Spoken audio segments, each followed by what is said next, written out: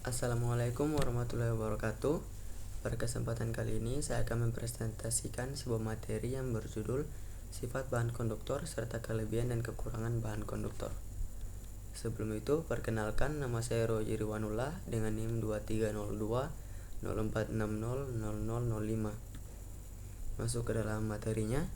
Sifat bahan konduktor. Apa sih yang disebut dengan bahan konduktor? Bahan konduktor adalah materi yang memiliki kemampuan untuk mengantarkan arus listrik dengan relatif baik. Sifat-sifat bahan konduktor mencakup sejumlah karakteristik yang memengaruhi kemampuan mereka dalam mengalirkan arus listrik. Bahan konduktor juga mempunyai sifat-sifat penting. Yang pertama, konduktivitas listrik yang tinggi.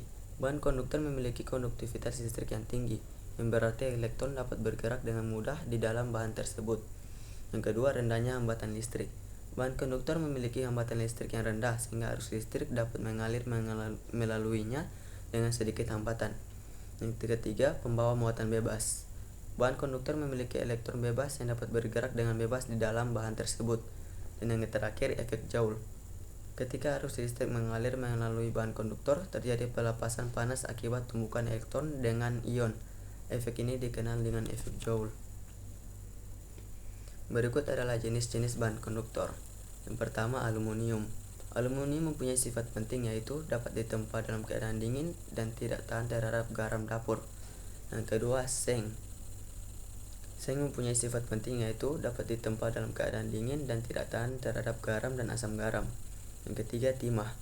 Timah mempunyai sifat penting yaitu warna jenis mengkilap dan mempunyai titik didih 2360 derajat Celcius. Dan yang terakhir, tembaga. Tembaga mempunyai sifat penting. Yang pertama, dapat disepuh dan berkarat bila terkena CO2 dan mempunyai titik didih 22.360 derajat Celcius hingga 23.400 derajat Celcius. Berikut adalah kelebihan dan kekurangan dari bahan konduktor. Yang pertama, kemampuan menyalurkan listrik. Bahan konduktor memiliki kemampuan untuk menyalurkan listrik dengan efisiensi tinggi. Yang kedua, kemampuan menghemat listrik. Bahan konduktor dapat menghemat listrik dengan cara menahan arus listrik yang berlebihan. Yang ketiga, kemampuan meningkatkan keamanan. Bahan konduktor dapat meningkatkan keamanan pada sistem listrik dengan mengurangi risiko kebakaran atau kerusakan sistem listrik. Kekurangan bahan konduktor yang pertama yaitu ketergantungan pada bahan dasar. Bahan konduktor memiliki ketergantungan pada bahan dasar seperti koper, tembaga, dan aluminium. Keterbatasan pada suhu. Bahan konduktor memiliki keterbatasan pada suhu yang dapat digunakan, sehingga dapat membatasi penggunaannya pada aplikasi yang memerlukan suhu yang lebih tinggi. Dan yang terakhir, ketergantungan pada lingkungan. Bahan konduktor dapat tergantung pada lingkungan yang digunakan, sehingga dapat membatasi penggunaannya pada aplikasi yang memerlukan lingkungan yang lebih spesifik. Berikut adalah jenis-jenis bahan konduktor. Yang pertama, nikel. Yang kedua, perak. Yang ketiga, tembaga. Dan yang terakhir, perunggu. Apa sih kelebihan dan kekurangan dari nikel? Tapi sebelum membahas kelebihan dan kekurangannya, marilah kita mengetahui apa yang dimaksud dengan nikel.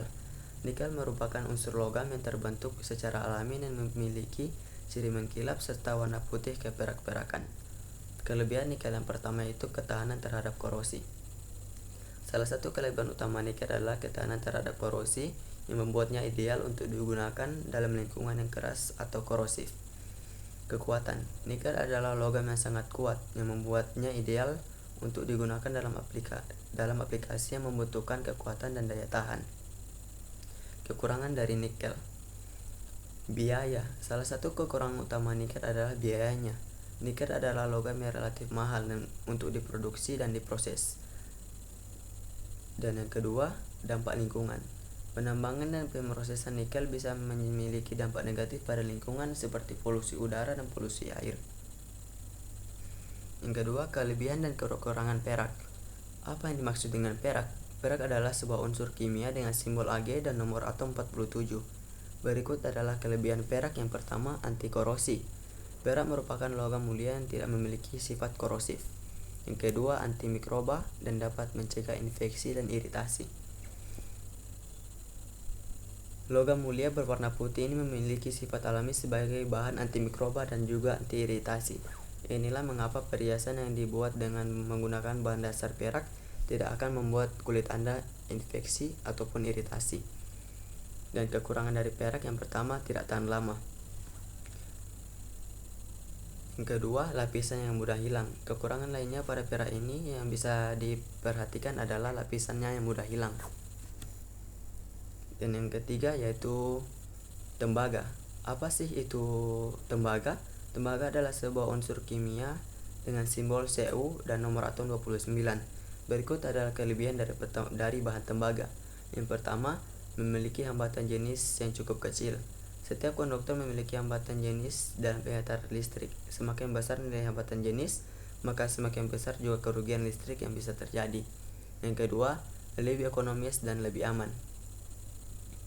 Konduktor dengan bahan tembaga memiliki harga yang lebih ekonomis. Namun, konduktor tembaga masih dapat diandalkan dengan sangat baik. Kekurangan dari bahan tembaga. Yang pertama, kekurangan konduktivitas. Tembaga adalah bahan yang sangat baik dalam mengantarkan listrik. Kekurangan tembaga dapat mengakibatkan penurunan konduktivitas, berarti kabel tidak akan dapat mengantarkan arus listrik dengan baik. Yang kedua, peningkatan panas. Jika kabel mengalami peningkatan resistansi akibat kekurangan tembaga, ini dapat menyebabkan peningkatan panas dalam kabel saat arus listrik mengalir melaluinya. Peningkatan panas ini dapat merusak isolasi kabel dan bahkan menyebabkan terjadinya kebakaran. Dan jenis konduktor yang terakhir yaitu perunggu. Apa sih itu perunggu? Perunggu adalah sebuah paduan logam terdiri dari tembaga dan timah. Berikut adalah kelebihan dan kekurangan dari perunggu. Yang pertama, tahan terhadap korosi. Perunggu cenderung tahan terhadap korosi dan oksidasi, terutama perunggu fosfor. Yang kedua, tahan lama. Perunggu memiliki kekuatan yang baik dan tahan terhadap aus. Ini membuat perunggu tahan terhadap abrasi dan pemakaian berulang. Kekurangan dari bahan perunggu. Yang pertama, kepadatan. Perunggu biasanya lebih padat daripada beberapa logam lainnya seperti aluminium. Hal ini dapat membuat perunggu menjadi bahan yang relatif berat. Dan kekurangan perunggu yang terakhir yaitu dari segi biaya. Meskipun perunggu adalah logam paduan yang terjangkau, biayanya biasanya lebih tinggi daripada baja atau aluminium. Ini dapat menjadi pertimbangan penting dalam aplikasi yang memerlukan kuantitas besar dari bahan perunggu tersebut. Dan itulah tadi presentasi saya mengenai materi yang berjudul kelebihan dan kekurangan dari bahan konduktor. Mohon maaf apabila ada salah-salah kata. Demikian, Assalamualaikum warahmatullahi wabarakatuh. Sekian dan terima kasih.